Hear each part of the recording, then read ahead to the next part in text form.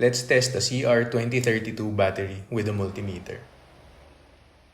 You'll need two things, your multimeter and the CR2032 battery. Set the multimeter to DC voltage.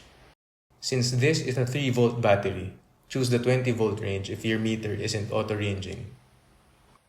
Take the battery. The flat side with the plus sign is positive. Touch the red probe to that side, and the black probe to the bottom or rim, which is negative. Check the display. A fresh CR2032 should read between 3.0 and 3.3 volts. If it's under 2.5 volts, the battery is weak and should be replaced. And that's it. A quick and easy way to test a coin cell battery with a multimeter.